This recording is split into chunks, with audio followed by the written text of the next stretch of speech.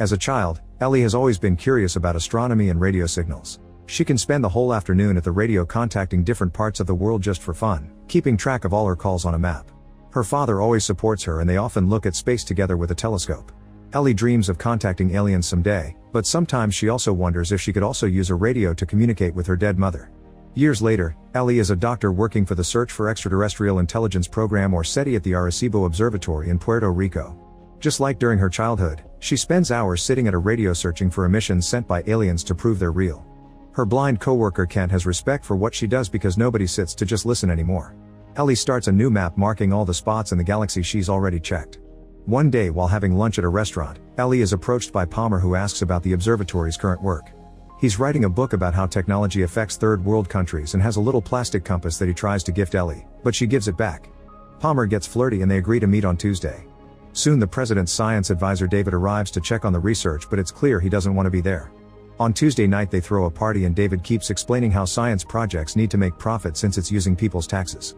Ellie tries to explain the importance of scientific research and Palmer comes to her defense, only for David to call him father. As Ellie's mood drops, she asks Palmer if he's a priest and he denies it, explaining he got a master in divinity and now he does secular humanitarian work with the support of third world churches. Ellie is skeptical but she still leaves with him and they watch the stars for a while so she can share some of the things she knows. She also tells him the story of how her dad inspired him to become an astronomer. The duo shares a kiss and ends up spending the night together. After they're done, they have a philosophical talk about God and science. Palmer truly believes in God but Ellie thinks there must be an explanation for everything. Then Palmer asks Ellie about her childhood, learning her mother died during childbirth and her father when she was 9. Ellie gets uncomfortable and announces she must go to work, but she tells Palmer to leave his phone number. On her way out, Ellie remembers the day her father died. That night she heard a noise and went downstairs to discover the dad collapsed. She had to run back and get the medicine from the upstairs bathroom, but it was too late. Later during the funeral, a priest explained to her that it had been God's will but Ellie disagreed. She thought she just should have kept medicine in the downstairs bathroom too. Afterward she ignored the other people and rushed to her radio to see if she could contact her father. In the present, Kent informs Ellie that David has shut down their project. A furious Ellie rushes to yell at David, who believes she's wasting her time so he's saving her career. Then Ellie returns home and finds Palmer's number with a little compass. However, she calls Kent instead and announces she'll search for investors so their group can continue their research in New Mexico. When she moves out, she leaves Palmer's number behind. 13 months later, after many failed meetings in other companies, Ellie arrives at Hatton Industries to make her case, but the board calls her ideas science fiction. Ellie snaps and rants, pointing out all science discoveries were science fiction at some point in history. At that moment the board gets a call from CEO Hatton himself, who agrees to fund her research. 4 years later, Ellie's is still in New Mexico working with massive satellite dishes. One afternoon Kent comes with bad news, saying they're getting pressure from the scientific community to present results. Hatton is willing to fund the project for years, however the telescopes are government-owned and they want to lease them to more profitable people. It's been decided that the project will be shut down in 3 months. Ellie wants to fight, however Kent thinks it's time to admit defeat. In the meantime, Palmer has published his book and has become a spiritual counselor at the White House.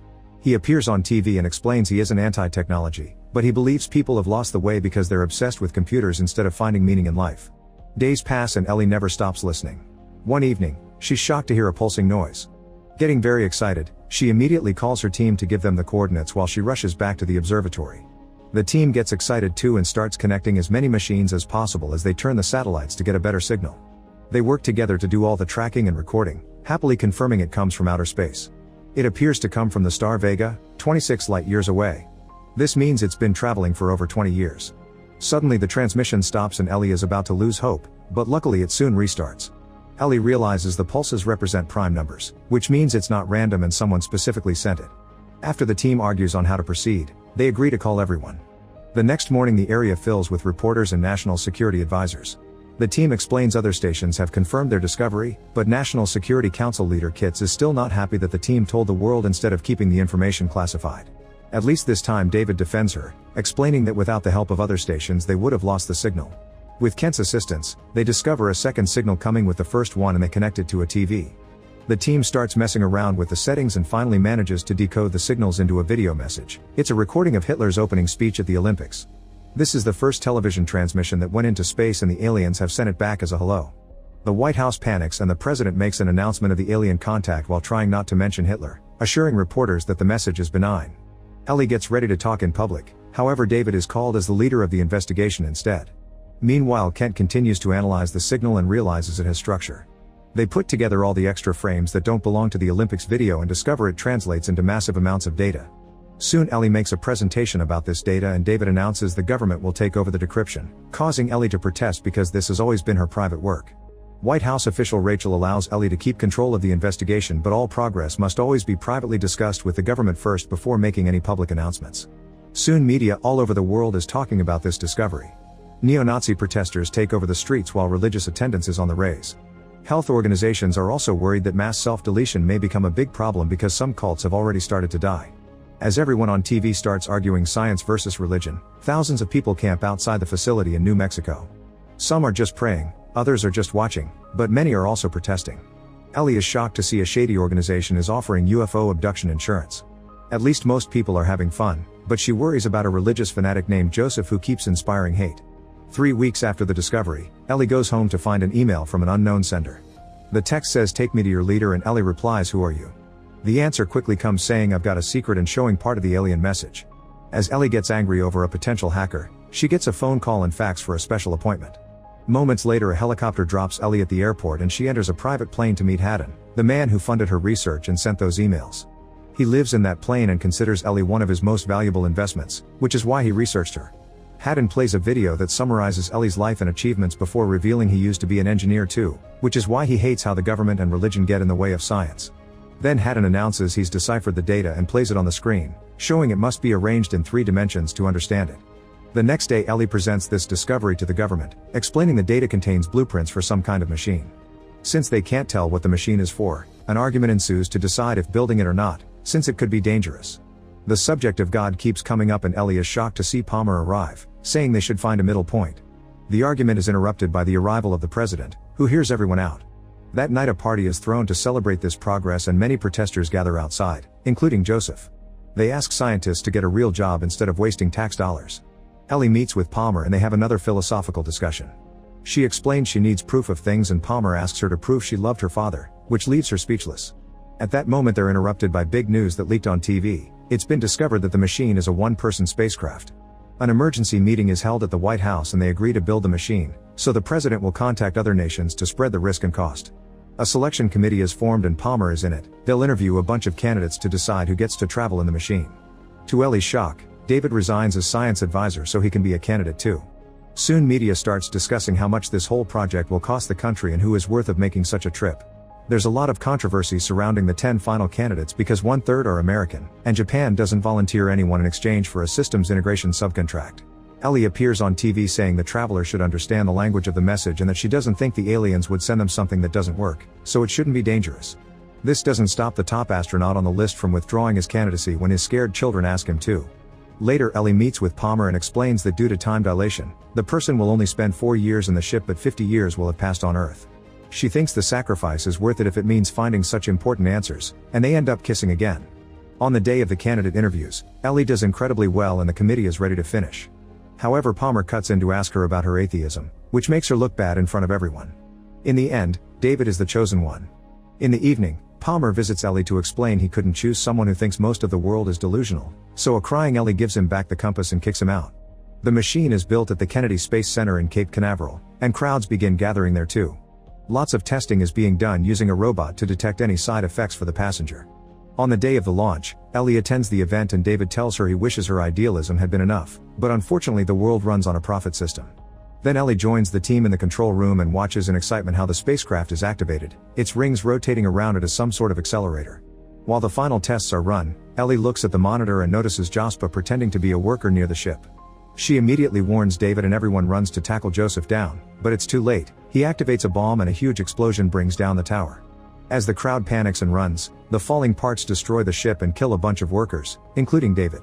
Some debris flies off but nobody gets hurt outside the ship area. Sometime later, the authorities hold a proper funeral for the fallen ones while the news show the goodbye video left by Joseph, in which he said he did everything for the goodness of mankind. When Ellie returns home, she discovers some machines waiting for her in her room. She presses a key and a video call starts, revealing Haddon in the Mir space station. He's living there because he's dying of cancer and wants to have his last days in space. He zooms in on a camera in Hokkaido Island, surprising Ellie with a second ship built by Japan. The company that got the contract is a subsidiary of Haddon's and did all this in secret. Ellie immediately travels to Japan in Haddon's private plane and meets the team in a big ship. They teach her all she needs to know about the trip and share the safety precautions, including a container of poison. They've given this to astronauts for years in case they need to self-delete because they could get stuck floating in space after a ship failure. In the evening, Palmer visits Ellie and gives her the compass, confessing he actually didn't vote for her because he didn't want to lose her. Soon the media is announcing there's a second machine, but no reporters are allowed on the site. On launch day, Ellie gets nervous when she sees all the rings rotating, but she advances anyway. The technicians make all the connections to her suit and put a camera on her head so the whole trip gets recorded. Palmer uses his contacts to bring Kent in so he can give Ellie a good luck message before takeoff. The ship begins vibrating, which is normal, but Ellie also notices a strange light. She tries recording it for the team, but the footage is all static. She theorizes it must be some electromagnetic field and is shocked to see the ship becoming transparent. The countdown begins and the team is worried, especially when the ship starts glowing and all the numbers on the computers are off limits. They consider aborting the mission, however Kent hears Ellie's voice through the static swearing she's good to go. The sea starts going crazy in the area and shakes the ship right before the spacecraft finally takes off. Ellie is amazed by the lights that surround her, which quickly turn into the most amazing and beautiful celestial views. This soon turns into a tunnel and Ellie theorizes it's a wormhole, describing the whole experience for the camera even though she can't communicate with ground control anymore. After crossing what appears to be residual radiation, the ship stops and Ellie sees Vega. Looking around reveals a weird contraption nearby, only for the ship to suddenly take off again. Now Ellie flies through a series of wormholes, which keeps having a strange effect on her face. Eventually it stops at another star system and Ellie notices a city on a planet. She barely gets to see anything else before the ship enters a much more violent wormhole and the compass starts floating, so Ellie leaves the chair to catch it. At that moment the chair beaks off and hits the ceiling before the lights go out. Ellie turns on her flashlight and discovers a celestial event she can't identify. She's incredibly moved by its beauty and says a poet should have been sent to describe it. Suddenly she finds herself floating down and she appears on a beach. This place is also beautiful and looks like a drawing she made as a child. Poking around causes her hands to meet resistance, meaning this shows some kind of energy or illusion. At that moment a figure starts running toward her and Ellie is shocked to see her father, but as soon as she hugs him she realizes he isn't real. This is an alien, who explains he took this form to communicate with her more easily. He confirms there are many alien races out there and that humans contacted the universe first with their radio transmissions.